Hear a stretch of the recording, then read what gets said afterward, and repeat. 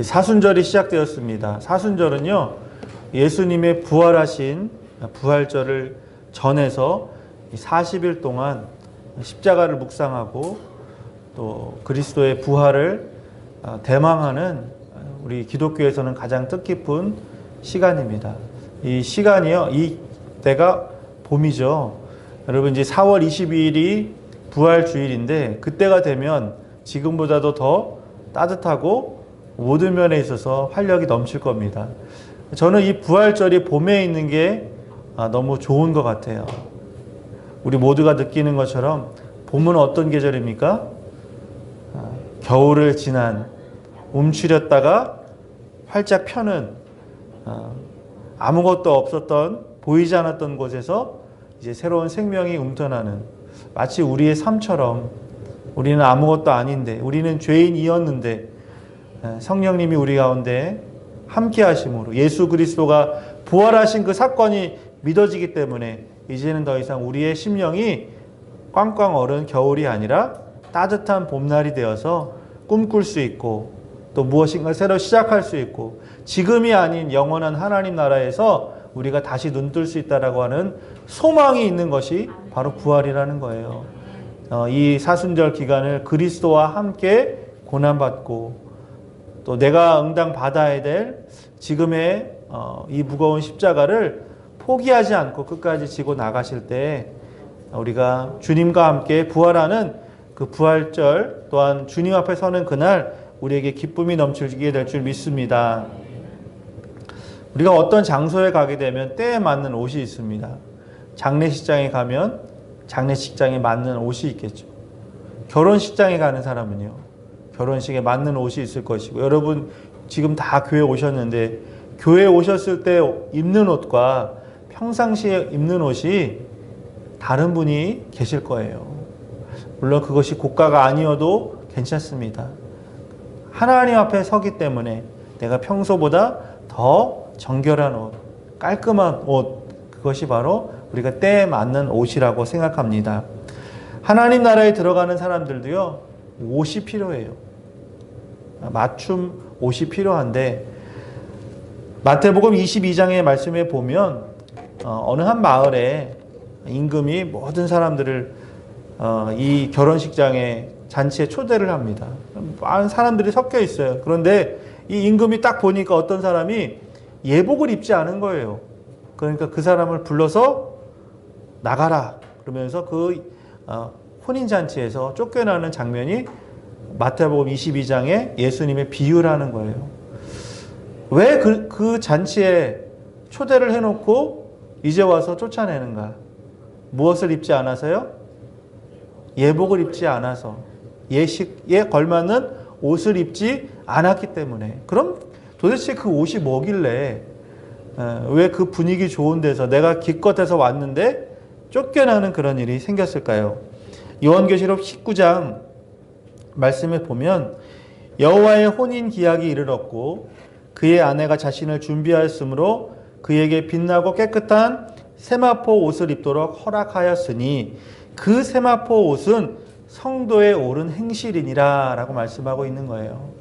말하자면 그 예복이라는 것은 가시적으로 우리가 알고 있는 고가의 브랜드나 우리가 선망하는, 우리가 원하는 그런 아름다운 옷이 아니라 계시록의 말씀처럼 우리가 주님 앞에 서는 그날 혼인잔치에 들어갈 수 있는 그 걸맞는 옷은 성도의 옳은 행실이라고 성경은 기록하고 있습니다. 오늘 말씀에 보면 출애굽기를 함께 읽었는데요. 출애굽기 28장에 보면 이제 시내산에서 하나님과 모세가 계약을 맺죠. 하나님께서 십계명을 주셨고 또 기타 여러 가지 율법에 대해서 설명을 하십니다. 그리고 명령하신 것이 무엇입니까? 성막을 만들라는 거예요. 28장에 기록되어 있습니다. 오늘 우리는 39장을 읽었죠? 그러면 28장 이후에 어떤 일이 있었을까요? 성막을 만들었을 것이고 정성껏 하나님이 명령하신 대로 성물, 그 안에 들어가 있는 모든 물품들을 만들었고 또한 이 일을 감당하기 위한 제사장, 또 대제사장이 입을 옷을 만들었는데 우리가 함께 읽었던 말씀 그 부분이라는 것이죠. 여기 지금 대제사장을 사진을 가져왔는데 머리에 관을 쓰고 있고요. 또 이렇게 우러러 보면서 이마에 뭐가 붙어 있는 것 같죠? 예, 금패라고 성경은 말하고 있습니다. 거기에 뭐라고 써 있습니까? 여호와께 성결이라고 하는 글자를 새기도록 하셨죠. 견대라 그러는데 우리로 말하면 멜빵 바지에 끈 같은 거예요. 거기에도 보석이 박혀 있죠. 이름이 써 있죠. 흉패. 우리 군에 나가면은 그 가슴에 방탄조끼를 입잖아요. 말하자면 가슴에 가장 중요한 이 부분에 12개의 보석을 박힌 흉패를 만들도록 했죠. 근데 이 12개의 흉패는 무엇을 의미합니까? 12지파, 야곱의 아들들 12지파를 의미하는 보석들이 박혀져 있고요. 또 여기 허리띠와 같은 띠를 두르고 있고, 여기 보면 저렇게 알록달록 빨간색으로 청색으로 되어 있는 4가지 색깔로 되어 있는 옷, 우리로 말하면은 앞치마 비슷하죠. 그런데 앞치마는 앞에만 있지만 저 옷은 에봇은 앞 뒤로 있는 옷이죠. 그리고 그 청색 파란색으로 보이는 것이 겉옷이라고 하는 거예요. 겉옷이 있으니까 또 뭐가 있을까요?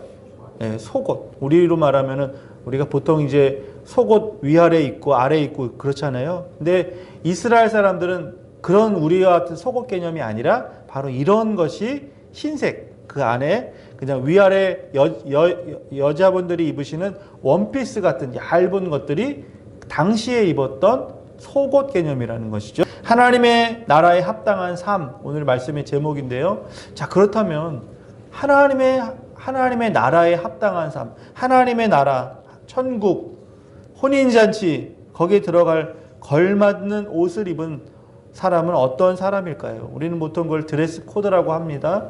어떤 특별한 장소에 갈 때 무엇을 입고 오십시오. 그런데 그냥 내 임의대로 그 자리에 가면 절대 입장을 안 시킵니다. 그렇죠? 왜냐하면 그곳에 규칙이 있기 때문에 그렇습니다. 우리도 바라는 천국에 들어가기 위해서 하나님이 원하시는 드레스 코드가 무엇인지 오늘 말씀을 통해서 함께 상고하고자 합니다. 수년 전에 여러분이 잘 아실 만한 옷 로비 사건이라는 것이 있었습니다. 이 고위공직자 부인들이 모임을 가졌는데 거기에 특정한 그 고위공직자의 남편에게 줄을 대기 위해서 이분이 정말 고가의 옷을 선물한 거예요. 그 옷은요, 제가 보지 않았지만 못해도 좋기 수천만 원에 달하는 옷이었을 겁니다. 누가 보아도 야, 멋있다, 아름답다, 한번 나도 입어보고 싶다, 그럴 만큼의 대단한 옷이었을 거예요. 여러분, 그 옷을 입는 그 모습을 보면 사람들은 모두 다 칭찬하고 부러워하지만 하나님이 보셨을 때는 그 옷은 깨끗한 옷일까요? 도덕적으로 온전한 옷일까요? 아니라는 거예요. 또 한 가지, 제가 전에 사역했던 교회에서 한 권사님이 계셨는데 이분은 시장에서 어렵게 일을 하시면서 살아가시는 분이었어요. 누군가를 도와주기보다는 도움을 받아야 되는 형편에 있는 이 권사님은 1년에 한 번 꼭 돈을 모아놓은 돈을 쌈짓돈처럼 모아가지고 자기 주변에 가장 어려운 사람, 날씨가 추워지고 겨울에 잠바가 필요한데 그런 잠바도 사기 어려운 그분을 지목해서 조용히 찾아가서 고가의, 정말 그분에게는 최고의 할 수 있는 최선을 다해서 따뜻한 잠바를 하나 선물해 드리는 것을 제가 계속 봤습니다. 그런데 정작 이분이 교회에 오실 때는 자신도 형편이 그렇게 넉넉하지 않기 때문에 그냥 당신이 가지고 있는 옷 중에서 그냥 가장 정결한 것, 그런데 남이 봤을 때는 그렇게 두드러지거나 눈에 띄거나 아름답지 않은 평범하게 그지없는 옷을 입고 오시는 거예요. 저는 그분을 알잖아요. 제가 교구를 맡았기 때문에 그분이 행하시는 그런 선행, 그분의 삶을 제가 보면서 다른 사람들은 무시할지 몰라요. 아이고, 교회 오는데 좀 깨끗하게 입고 좀 때에 맞는 좀 따뜻하고 좋은 옷, 새로 옷 좀 사 입지, 그런 말을 속으로 할지 몰라요. 그런데 제 눈에는 어떻게 보였냐면 세상에서 가장 아름다운 옷을 입고 계셨어요. 여러분, 이것이 바로 계시록 19장에서 말씀하고 있는 성도의 옳은 행실이라는 거예요. 사람들은 다 구별하지 못해요. 우리 인간의 시선은요, 너무나 고정돼 있어요. 그런데 하나님의 눈은요, 그 중심을 보신다라는 것이죠. 오늘 성경이 우리에게 말하고 있는 가장 핵심적인 오늘 말씀의 중심은 무엇이냐면 거룩이라는 거예요. 여러분, 거룩과 가장 비슷한 말이 또 뭡니까? 성결이라는 말, 성결이라는 말을 쓰죠. 우리 교회가 어떤 교회입니까? 성결교회잖아요. 그렇죠? 여러분, 거룩과 성결 너무나 비슷한 말입니다. 자, 그런데 이 의미와 적용에서는 조금의 차이가 또 있다라는 것이죠. 구약의 거룩과 신약 시대의 성결을 오늘 함께 잠깐 살펴보고자 합니다. 이 모두는요, 그런데 하나님과의 관계를 조명하고 있다라는 거예요. 그러니까 하나님 하면 거룩이요, 하나님 하면 성결인데, 이 특별히 자, 이 구약에서의 거룩이라는 것은 무엇이냐? 첫 번째, 하나님 당신 자체가 거룩이라는 거예요.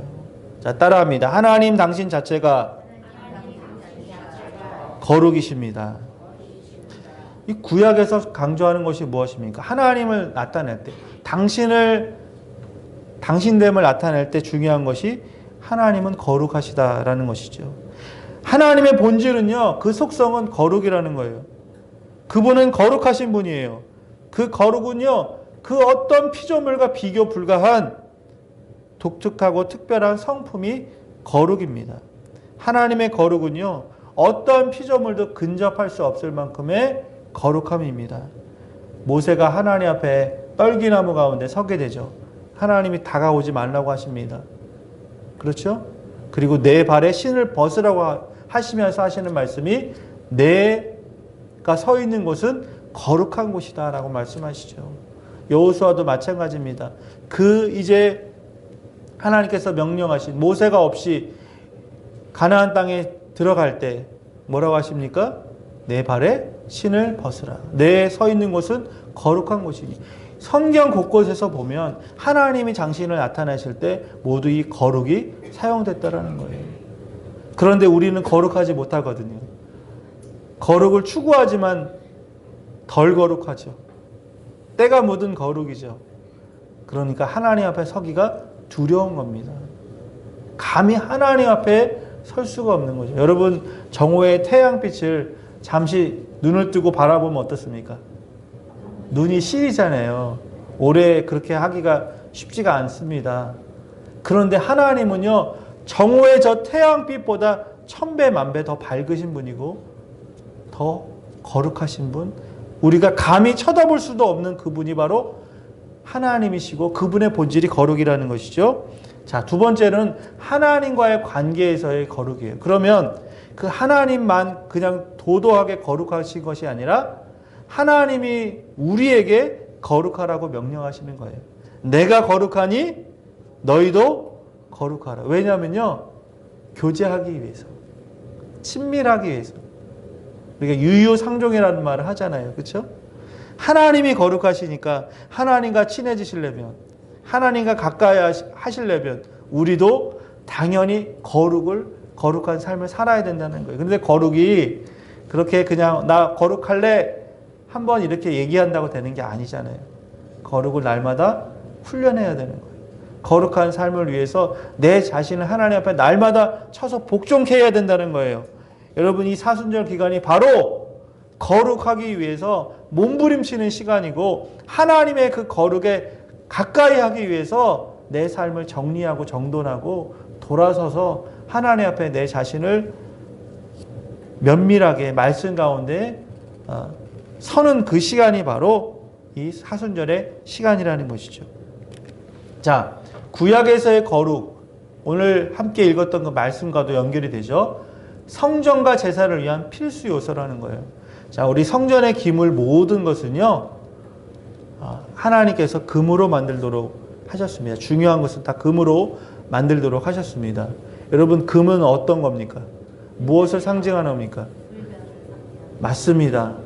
불변합니다. 순결합니다. 정결한 거예요. 특별히 오늘 이 성전 기물에 사용된 금은요, 그냥 금이 아니에요. 18금이 아니에요. 14K가 아니에요. 오벨의 금이라고 하는 그때 당시에 가장 순전하고 가장 좋은 순도가 높은 금을 사용하도록 했다라는 것이죠. 이 성물의 모든 것, 이곳에 사용되는 모든 것, 금뿐만 아니라 구별되어서, 왜냐하면 하나님 앞에 나아갈 때 우리가 그냥 있는 것 가지고 나가는 것이 아니라, 대충 나가는 것이 아니라 하나님 앞에 정말 구별하고 성별하고 뽑아서 하나님 앞에 가장 좋은 것으로 드려야 되는 것이 하나님이 받으시는 제사 예배거든요. 그것이 바로 하나님이 요구했던 모든 제사에 필요한 것들, 그리고 제사장이 입었던 모든 의복의 의미라고 하는 것입니다. 여러분, 우리의 삶 가운데서 이 구약의 개념이 가지고 있는 이 거룩함, 우리 교회 안에 있는 모든 것들이, 여기 마이크 하나, 여러분이 앉으신 의자 하나, 집에서 그냥 가장 흔하게 쓰실 수 있고 볼 수 있고 구매할 수 있는 것처럼 보이지만, 하나님 앞에 드려진 것은 우리는 그것을 가리켜서 성물이라고 하는 거예요. 그 가운데 먼저 거룩할 성자를 쓰는 거죠. 여러분, 우리는 성도입니다. 우리는 신자라는 말을 쓸 수도 있고 신도라는 말을 쓸 수도 있지만, 저는 성도라는 말이 더 옳은 것 같습니다. 왜냐하면 그냥 우리는 예수 믿는 그 정도의 사람이 아니라 거룩하게 구별된 하나님의 백성이기 때문에 그렇다라는 거예요. 그렇다면 우리의 삶 가운데서 날마다 제사장의 그 이마에 붙였던 여호와께 성결이라고 하는 그 패를 붙이고 다니는 심정으로 주님 앞에 우리의 그 거룩한 삶을 훈련하는 이 기간들 되시기를 축원합니다. 자, 신약에서는 또 성결이라는, 물론 구약에도 성결이라는 의미가 있지만 말씀드린 것처럼 이 거룩이라고 하는 구약에 파생된, 처음에 이렇게 만들어진 그 하나님, 그리고 하나님께 나아가는 우리의 삶의 태도, 모든 하나님 앞에 드려지는 것들, 거룩함이 이제는 신약에 와서는 성결이라고 하는 개념이 이제는 더 확장되고 깊어집니다. 자, 설명을 드리면, 첫 번째로는 그리스도를 통한 성결이라는 거예요. 여러분, 신약 시대는 예수님이 계셨잖아요. 그렇죠? 예수님이 33년 이 땅 가운데 사셨다가 부활 승천하셨어요. 그러니까 그때 당시에 예수님을 만난 사람을 예수님의 증인이라고 합니다. 마데테스. 예수님 만난 사람, 그리고 십자가 부활을 경험한 사람, 이 사람들이 제자라고 불리는 거예요. 예수님의 사람들. 그런데 예수님이 이 사람들을 어떻게 하냐면 보내셨어요. 복음을 위해서 땅끝까지. 아포스톨로스, 사도로서 주의 복음을 전하기 위해서 보내진 사람들이라는 것이죠. 이 사람들 마음속에는 예수 그리스도를 통과한 거예요. 그 거룩을 바라보면서 나가면서 예수 그리스도를 통과한 거예요. 예수님을 만난 거예요. 여러분의 삶 가운데서도 어느 순간 하나님을 바라보며 나아갈 때 예수님을 경험하심으로 성결의 삶을 살아가시는 우리 구함의 성도들 되시기를 바라겠습니다. 히브리서 10장 10절에 이렇게 얘기합니다. 이 뜻을 따라 예수 그리스도의 몸을 단번에 들이심으로 말미암아 우리가 거룩함을 얻었노라. 우리가 거룩하지 못하잖아요. 그렇죠? 우리가 거룩을 어떻게 만들어냅니까? 우리가 훈련한다고 하지만 어떻게 거룩을 훈련합니까?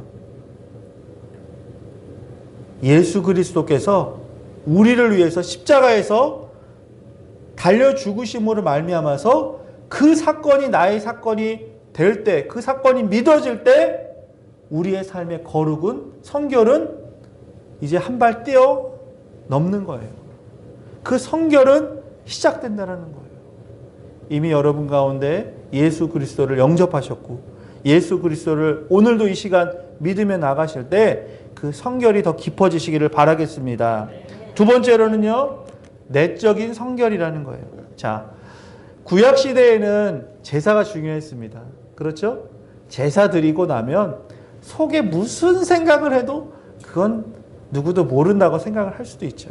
물론 하나님은 마음을 감찰하시는 분이시지만 구약에서는 예식, 제사, 형식, 이 모든 것이 중요하지 않았습니까?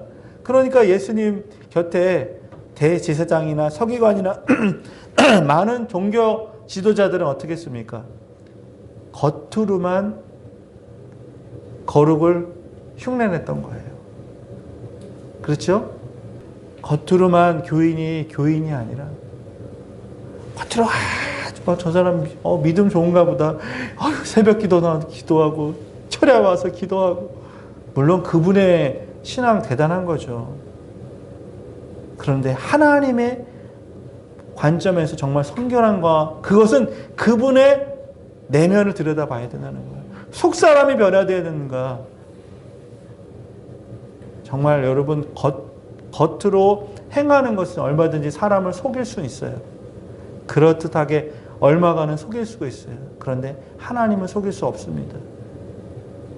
예수님이 말씀하시는 것은 무엇이냐면 내 마음에 내 속사람이 내 내면이 변화되지 않고서는 그런 거룩을 흉내내고 그 거룩한 삶을 쫓아간다고 한들 아무 소용이 없다라는 거예요. 그러면 심지어 뭐라고 말씀하십니까? 회칠한 무덤과 같구나라는 것이잖아요. 여러분 아시잖아요.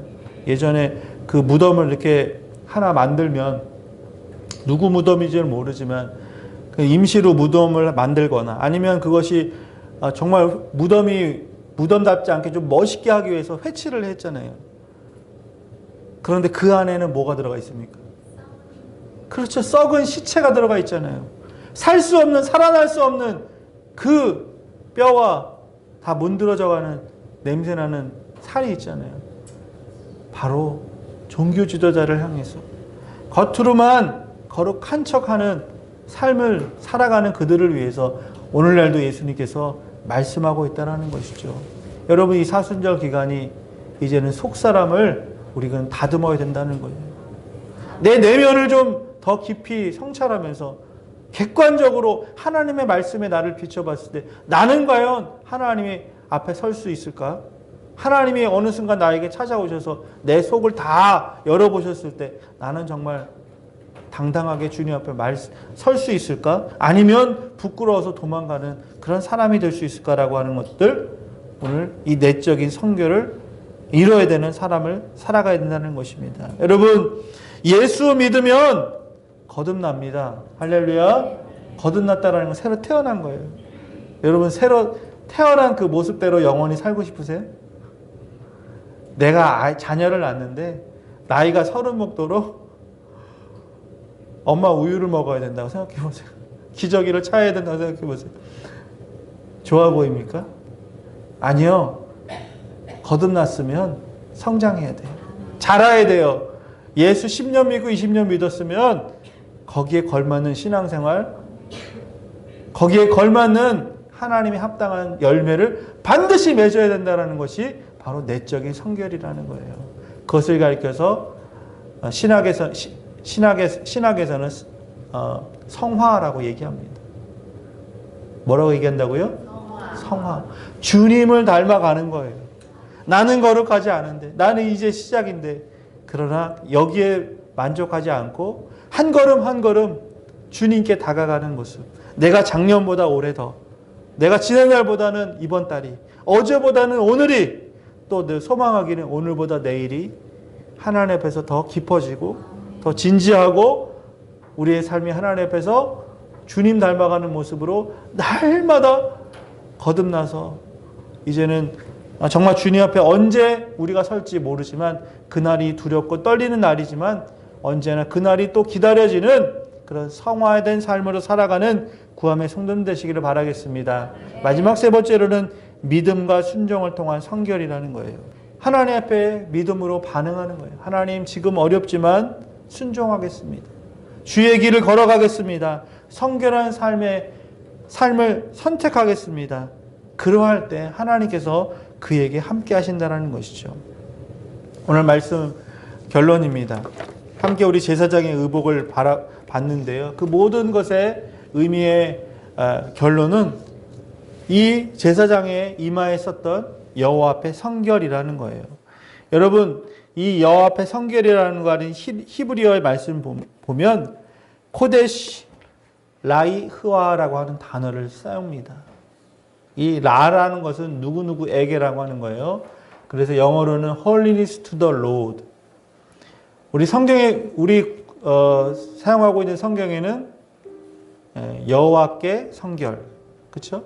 여호와 앞에 성결 같은 의미이죠. 여러분 티백 아시죠? 티백 하나 딱 따가지고 따뜻한 물에다가 넣으면 어떻습니까? 금방 그냥 맹물 같았던 따뜻한 물이 향기 나는 차로 바뀌죠. 저는 오늘 우리의 삶 가운데 이 티백 하나 같은 삶이 필요하다고 생각합니다. 세상은 맹물 같아요.